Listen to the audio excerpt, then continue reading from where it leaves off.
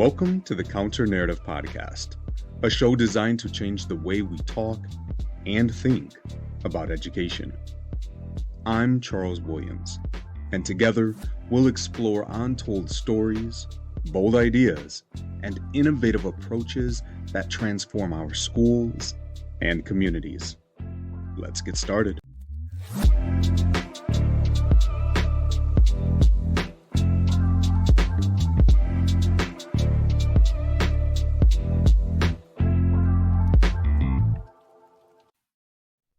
Hello and welcome back to the Counter Narrative Podcast. As always, thank you so much for rejoining me in this space. And before you start to wonder if you are a returning visitor, it's okay. Everything is fine. I know the background is completely different. I'm in the process of remodeling the office and moving some things around. So you'll have a new setup soon. And I know I don't have my classic shirt on. And that's just simply because it's still in the wash.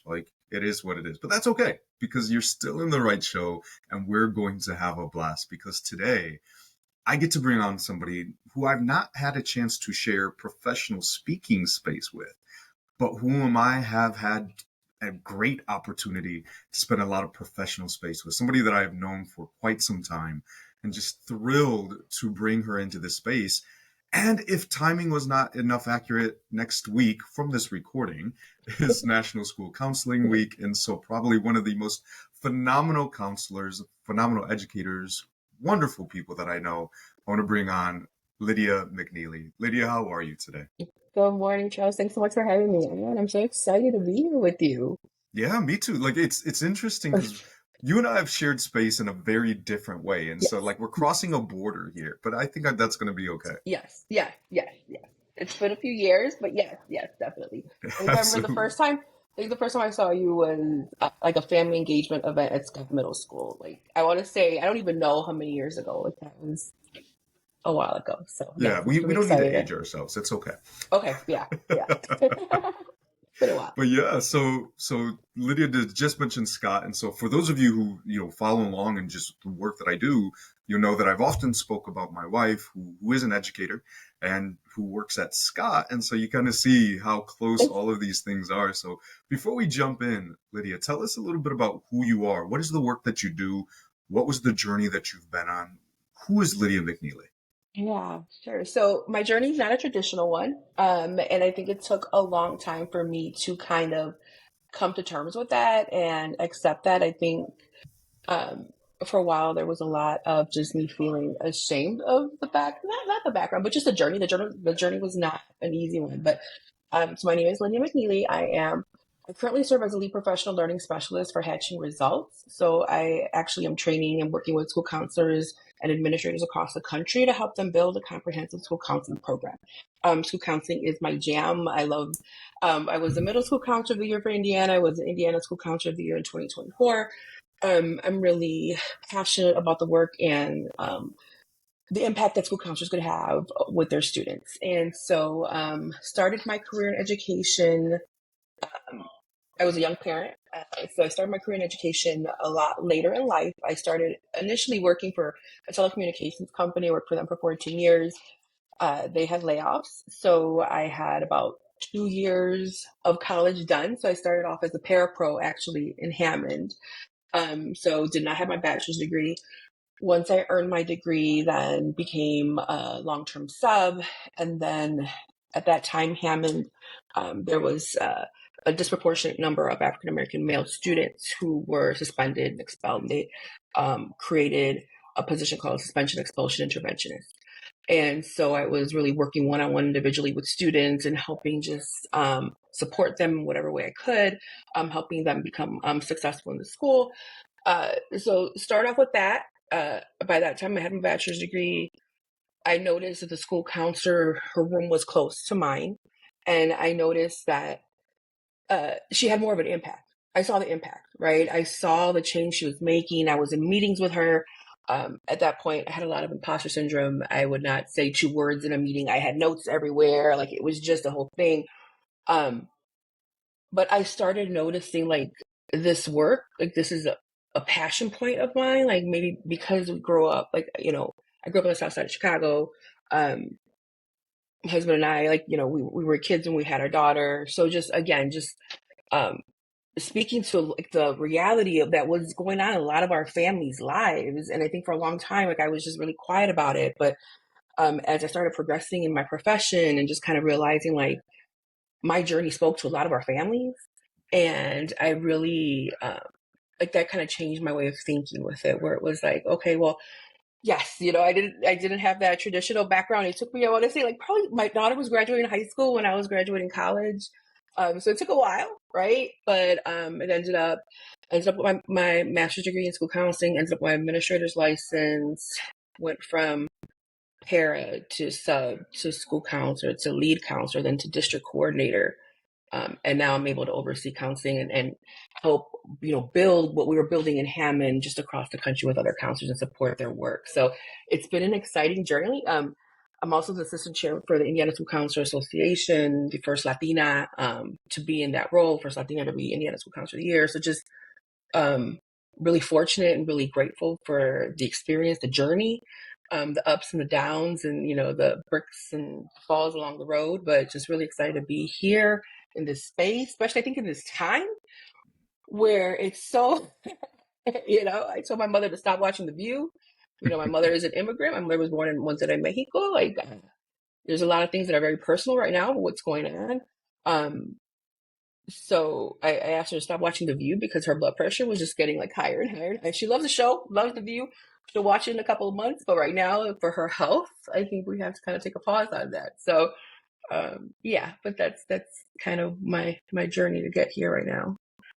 I appreciate you sharing, and even after knowing you for so long, as I'm listening, I was like, oh, I'm learning some new things. So Um, definitely appreciate. I completely understand the non-traditional route.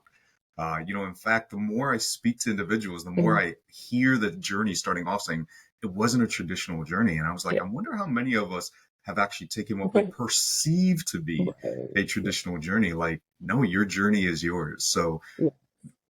I'm fortunate. I know that many people are lucky to have you have taken this journey and end up where you are, and even having that impact, right? Because your daughter is following in very similar footsteps, and seeing all the wonderful things she's doing. And I was like, yeah, Yeah. she got it from her mama. So, Yes, you she did. know, My daughter, my daughter for the like my daughter is so again, my husband got into a lot of trouble when he was little. Like my husband was in a gang. My husband did he lived that life. We lived that life. And right. my daughter, when she was little, like my husband was in jail, juvenile detention center when he was little, and I was with her, and we went together to go see him and stuff. So now she volunteers there because now she's an attorney. She's a corporate attorney in Chicago, so she works in Chicago as an attorney and gives back and is able to do a lot of the work that I'm grateful because she feels and she sees the importance in the work that she's doing, and I'm just so proud of the person that she is. I think that I love the Esquire after her name. Don't get me wrong, but I love the work that she does even more. Like she makes me so proud every day, just in how she's giving back to the community. I'm so grateful for her. Yes, absolutely. I know that you were a proud mom, so I was like, let me give a window to give You her a know, shout my out. eyes are gonna tear up a little bit. That's my baby right there. That's my life. Well, Yeah, she's with me and Laura having our five, like we take every opportunity to be like, yes, let's shout them out, let's show them yes, some love. So I wanted to give you that chance too. yes. But Thank I'm you. curious, as we dive into the conversation today, what's sitting on your Mhm. heart? What's sitting on your mind? What is it that you think is important for us to discuss? So I think, especially right now, when it comes to immigrants and anything with the situation. Well, there's so many different executive orders right now that are going through. And I think as educators, we're kind of trying to funnel through and what does that mean and what does that mean for me. For school counselors, there's the recent executive order was discussing indoctrination for students. Hmm. Um, and we weren't ASCA is the American School Counselor Association. So ASCA was not listed on the actual executive order, but it was like on the notes or so. So like we were actually listed as an organization. Uh, and there's always been like this when critical race theory, when there was concerns over that a couple of years ago, there was always this concern with school counselors indoctrinating students and what school counselors do. Um, and school counselors work to support students, support all students, right? And so we work with social emotional learning, college and career readiness, academics. Like there, we do not diagnose students. We do not, sit around and have 40 minutes to sit around and be a therapist to a student. Like, I would love that. That's not in my realm, right? And so I think there's a really big misconception of what that looks like. So I did want to kind of bring that up first because I think that like ASCA put out a statement, like a position statement, just kind of explaining like what we actually do. So I think that's important to start with that. But also like the topic of immigration, the topic of like security for our students. And so right now I think that when I felt a little bit of guilt not being in Hammond, because I think your experience with Hammond, like once you're in Hammond, like Hammond just kind of like pulls you in. There's something about Hammond. I know you work for CPS. I went to CPS myself, in school. But there's something about Hammond, right? And there's like a certain like the family and just like this culture and just kind of like this vibe that's there, right? And pride. And so I think I felt a little bit of guilt not being there on the front lines. Like, okay, well, who's drafting what? Like, how are we going to let our families know? I do credit your wife, and I'll come back to her in a little bit, but like I do credit your wife for when it comes to ELLs and when it comes to like family engagement and just being so intentional with that work. I think that now more than ever, that level of family engagement, like we have to really let our families know that we're there to support them, that a place is safe. We are in Indiana right now, so it's a little bit different than Chicago. But the work still continues. I mean, it's going to look a little bit different. It's going to be a little bit more difficult, but the work's still going to continue. I think for me, professionally, personally, although I still live here, right? I travel a lot. I support counselors all across the country. I'm able to do that work. I'm proud of the work that I'm able to do, but I still have to ground myself back into the community and really making sure that I'm still able to give back to the community and support the community in any way I can. So right now, just building that community with families and ensuring that families are aware that we're there. And I think Hammond does have a really great yellow program, which your wife is a part of, right? So, and just years ago at Scott. So let me go back to Scott. So years ago at Scott, as a school counselor, this is before any leadership roles, I was a school counselor, and we have a program called 21st Century Scholars in the state of Indiana, which allows, and I'm sure you're familiar with it, which really does pay for 4 years, up to 4 years of college for students. So when you're looking at the numbers across the state, right now there's automatic enrollment. But even with automatic enrollment, if we're not doing that legwork and that lift as school counselors, as educators, and really talking to a lot of our first gen students, explaining to them what college looks like and giving them these experiences and doing all this work, then they could have an auto, enrollment, and but are they going to see themselves in those spaces to be able to go to college? So we have to do a lot of that work early on. And so I do credit your wife because there was, when we're looking at the numbers and we're looking across the state at the numbers, more affluent areas had, even though this is based on income, but Black and brown communities did not have the numbers of 21st century scholars that other communities had. And what are we missing? Like, what are we doing? Like, what are we doing wrong? Like, how can we engage our families? And I remember Lorena coming to my office and she had like a QR code. This was like 4 years ago or something. We were just starting to really use QR codes. And she's like, Lydia, and I know her background with her daughter, with your daughter, like with 21st century, like there's a history there, right? So she sees that importance of what that can mean for a student, what that can mean for a family. So she took that very personal, right? So she's like, Lydia, can I help? And I'm like, yeah, yeah. And so like she took it upon herself when it came to the students she was working with. Like, yes, we're reaching out to all students, but just putting out an email or sending out a parent square message or just sending out like things online. Like a lot of our families, like, they might not know like where to go if it's not written in Spanish. Like if we're having meetings and it's during hours when families work, then what are we doing? Like that's not really family engagement. That's saying it and putting a label on it. And then you're hearing those conversations that we hear all the time where people are saying, well, those families don't care. Well, those families don't care. Like I worked in a telecommunications company. I was a phone rep. And when my daughter was in school and they would call me, like I would hide under my desk because I couldn't take that call and I was going to get written up. So like kind of put yourself in the position of our families. If they are living paycheck to paycheck, or if they're going to school and they have other children and you're having a parent meeting at 3:00, they might not be able to make it. So I think just like being aware of that, setting up the meetings at a later time. And she was she had a really great relationship with her families, right? And so she invited them over. And so we had like the presentation over 21st Century called Purdue. Purdue's a really great partner, has done phenomenal work with us. I was very intentional about the person who was helping us speak Spanish and English. And so it was more of a workshop where it wasn't like somebody sitting in front of a auditorium and like filling out instructions on how to fill this out. It was all just, we had Chromebooks around, we had food. Like I wrote a little grant, got us some food, had like little areas in the back for the students to like, for the students that were there to like color if they wanted to, or the little siblings that were there. And it was just more of a family it was a family connection. It was building that bridge. It was connecting us, and we saw those numbers increase. And you could probably remember because you're probably like, why was she staying at Scott those times? But that was why. It was the 21st century. It was like, No, I like, remember. I you remember. know. And so like that to me, like that kind of started when it came to college and career readiness because um the ELO department is very strong and they have like the parent boot camp. They do so many great things, really doing this outreach to parents. But I think that was the first time we were really intentional about the college and career piece and how important that was to families and how important that engagement was early in middle school. And eventually we worked on bringing it down to elementary school.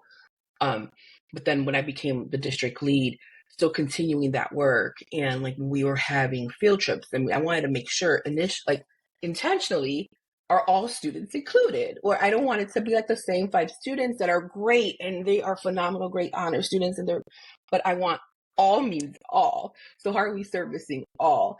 So just really thinking outside of the box and being very much attuned to your community. Like it's not a community where you're driving in and locking your doors and like leaving out right before it gets to be dark. Like that's just to me is like you're just doing students and families a disservice. And um just being intentional. And I think that that is something like I try to bring it up to like other districts that I'm working with where it's like you know, are we, are we aware of what's going on in the community?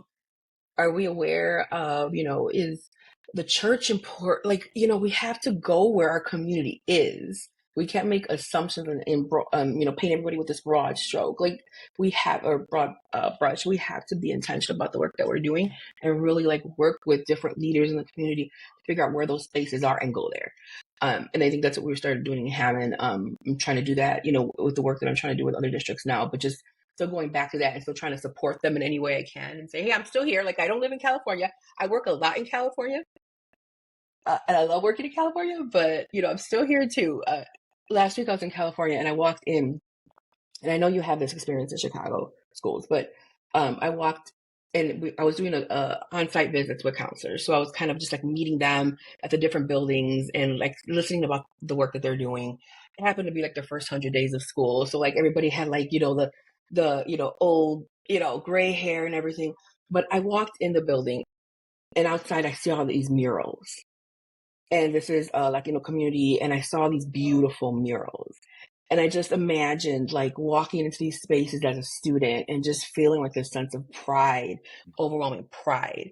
Um, and me, like as I thought, and I put that somewhere, like this was good for my soul. Like I felt like I needed to be there. Like I felt like I needed to see this. I felt like I needed to see the kids around me. I felt like, like that just kind of fed, like, this, like just like reinvigorated me. Like, okay, this is the work, right? This is why we're doing the work. And um, when I walked into Chicago schools, like I did go to Chicago school. I went to Epic before it was Epic on 83rd Street in Chicago.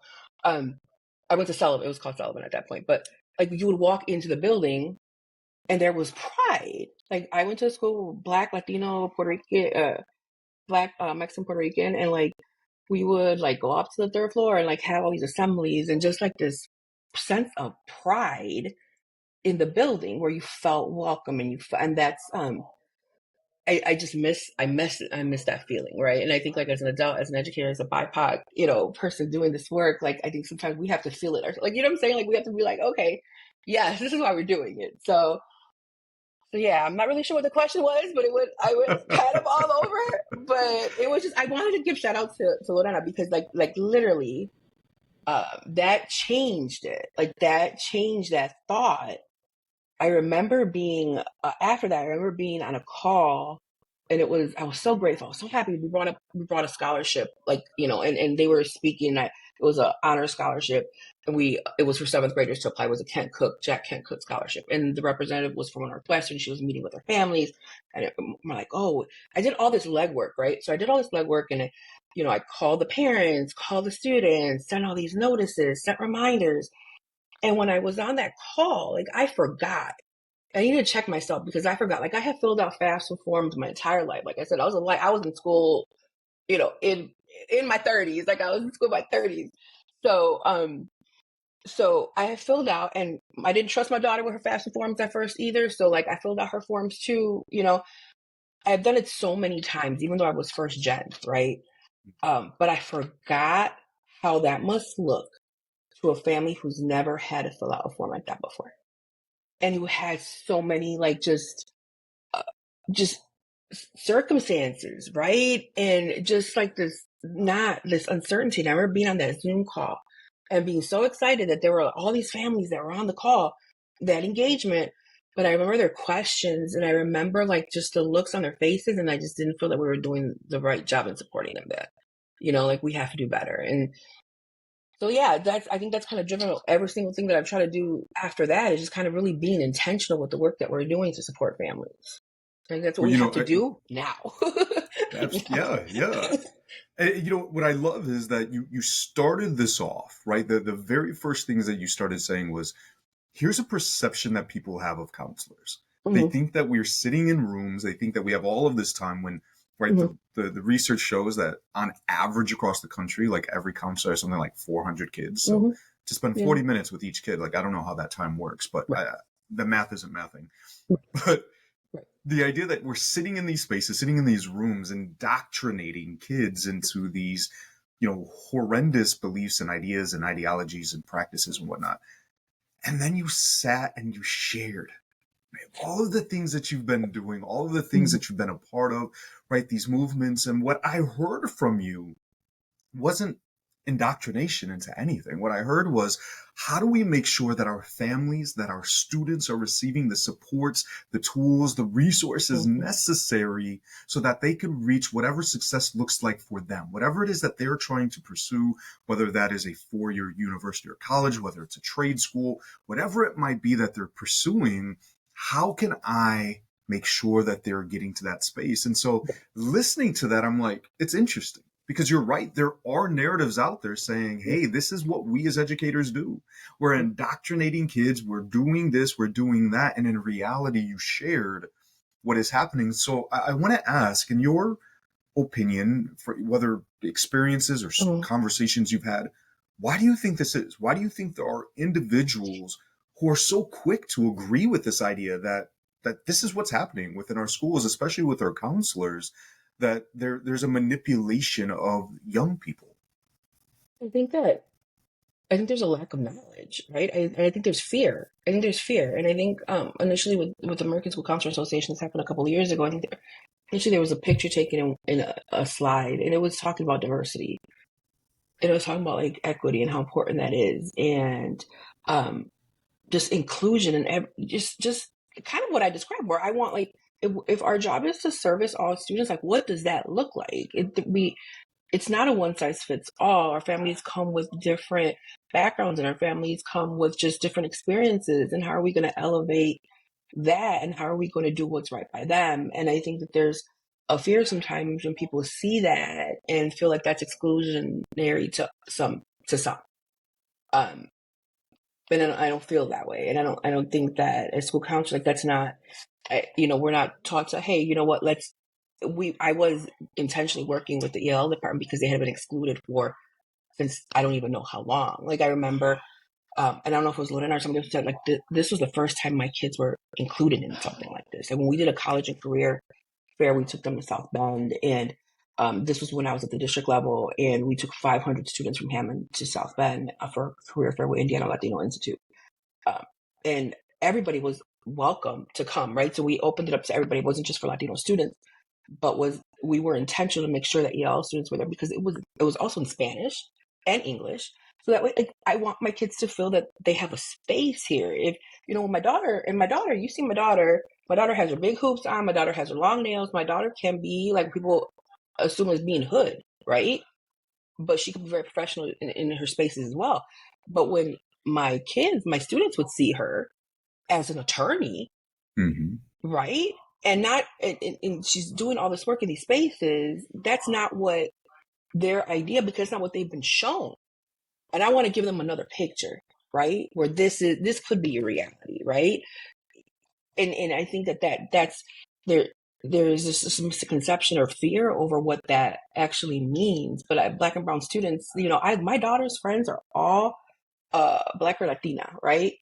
And most, right? But like when she had a dinner last night, and it's like 8 women at like Chicago's dinner. I don't even know what was going on yesterday, but they were somewhere. But like these are all powerful women of color.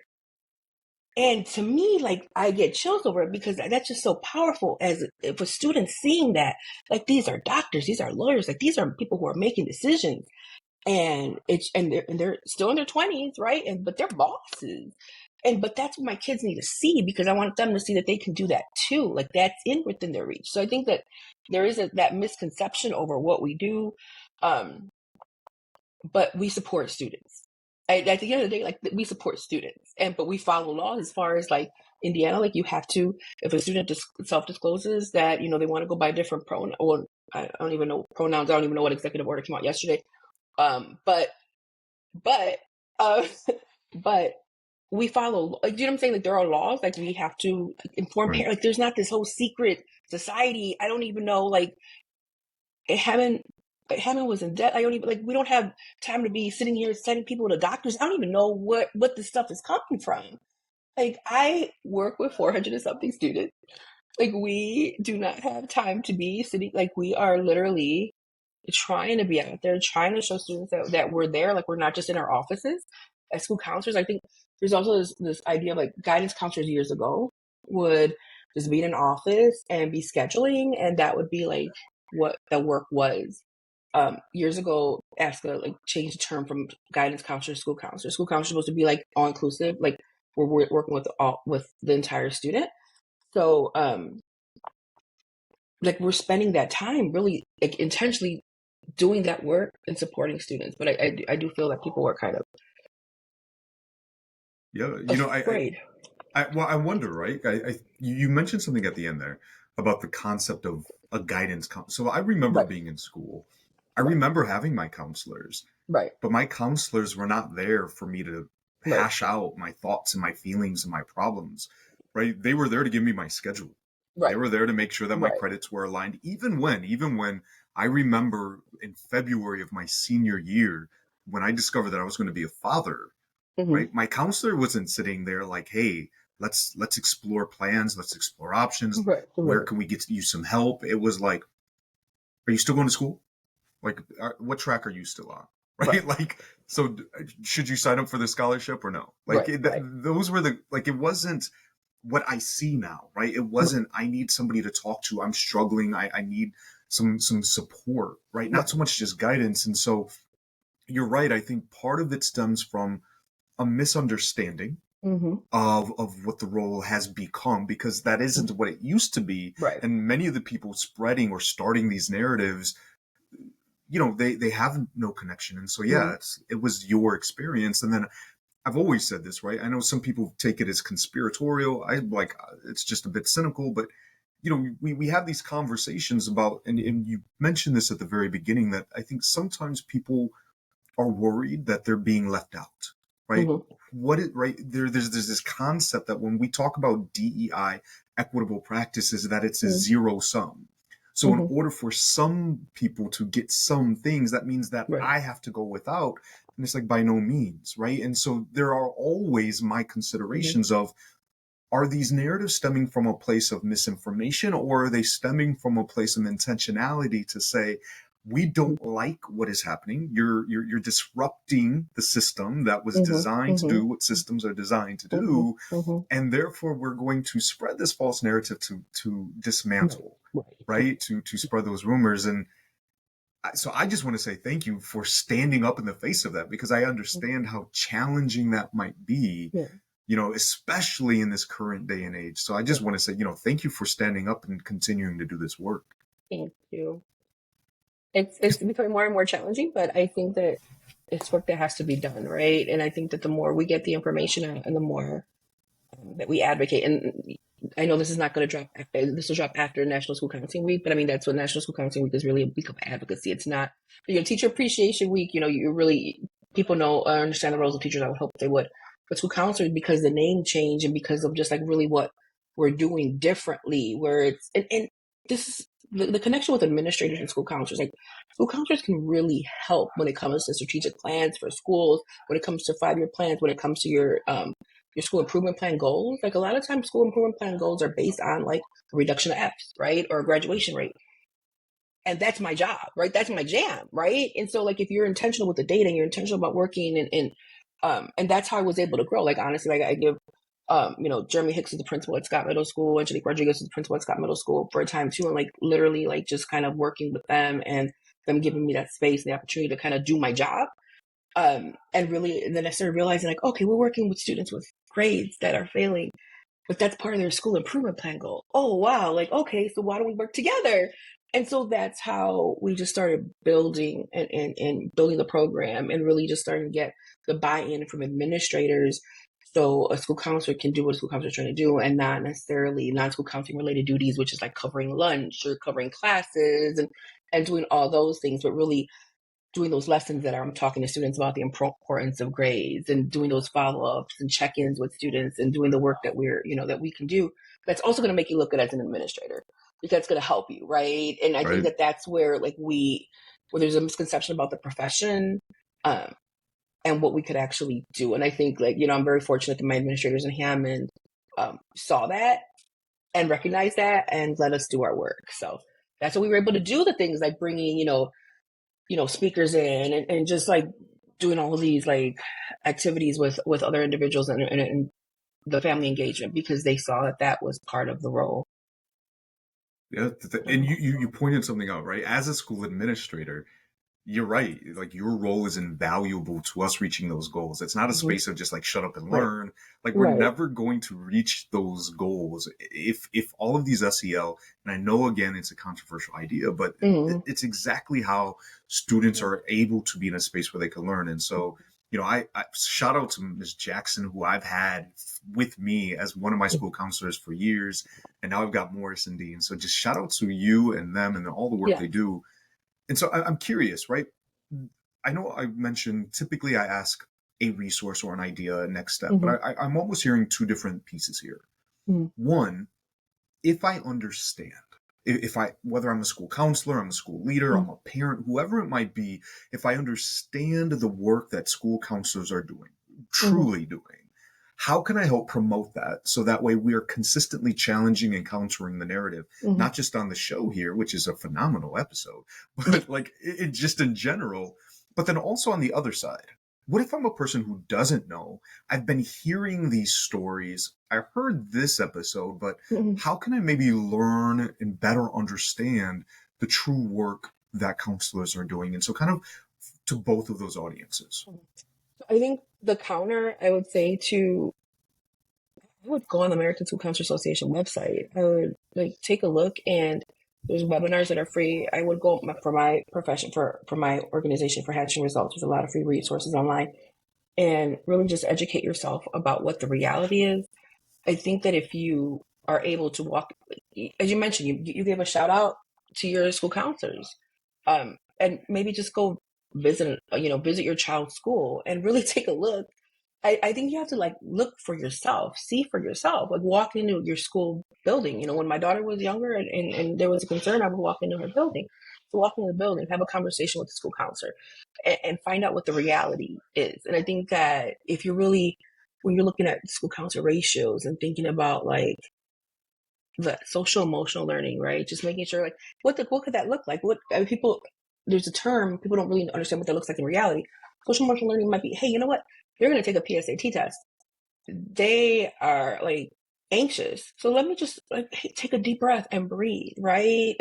And understand that it's going to be okay the next day. I mean, that's what that might look like. It might literally be just take a deep breath and breathe before you take a test.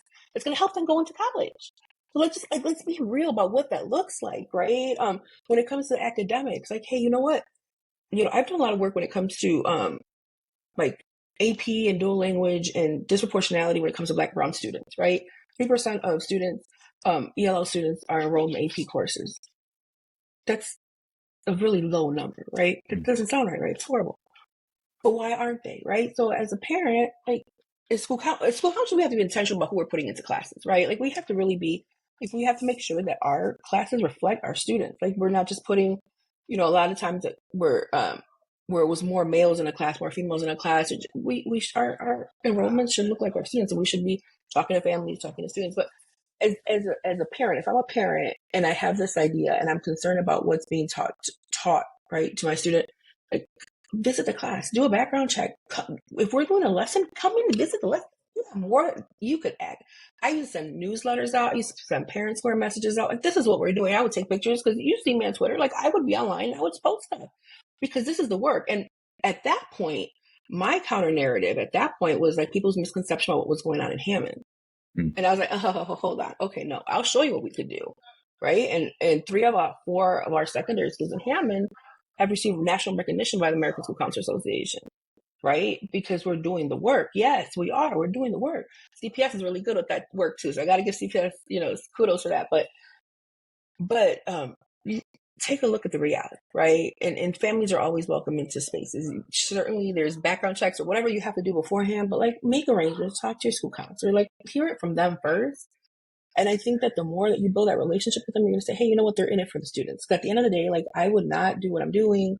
And although I'm not in a building with a student, but I'm still working with counselors who are working with students, like, I want to do what's best for that student wherever they're at, right? And I think that that's the message that I would say. Just kind of, but go on the website, like, go on our sites, like, they're free. Like, just look at things and figure out, like, okay, this is what they're talking about. Oh, okay. I don't know. I don't know. Man, I Yeah. appreciate you sharing that. And so I'm going to make sure that I drop the links, on the show notes, so that way individuals can find, like the American School Counseling website, Mhm. the Hatching Results website, in all of these different spaces where they could at least begin that journey. So if Yeah. you're listening to this, if you're driving, wait till you stop and wherever you're at. But if you're listening, feel free to jump into the show notes, find those links so that way you can continue to do this work. And so, Lydia, as we close out here, I know you've dropped a little bit about Twitter and other spaces. So if Mhm. somebody wants to know more about you, wants to connect, wants to be able to follow the Mhm. work that you're doing, how can they find you? On LinkedIn, Twitter, I'm a little bit not as active on right now, but I did start a Blue Sky account as well. I'm gonna see how that goes because everybody seems to be kind of working to see where it goes. So I'm on Blue Sky right now, but you can always email me during, and then it's Lydia at hatchingresults.com as well.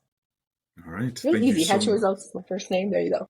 Yeah, yeah, see, it's very, very, very simple. Yes, And I'll yes. make sure, like I said, I'll drop those in the show notes in case you missed it on it while you're listening, so you could connect with Lydia. And I assure you, you will not be disappointed. So, Lydia, I just want to say thank you, obviously, for jumping on the show, for connecting with me in this space, Yes. but more importantly, just thank you so much for all the work that you are doing. So, just say thank you, thank you, thank you. Thank you, Charles. Thank you for having me. I'm so glad. Like, I had seen that you had the podcast going. I'm so glad I was able to be a guest on it. So thank you so much for inviting me. Yeah, I'm just a little disappointed that I waited so long. So thankfully that we were able to connect. Hopefully that our paths would continue to cross. I think there are Yes, some wonderful definitely. opportunities. And so for everyone watching and listening, as always, until next time.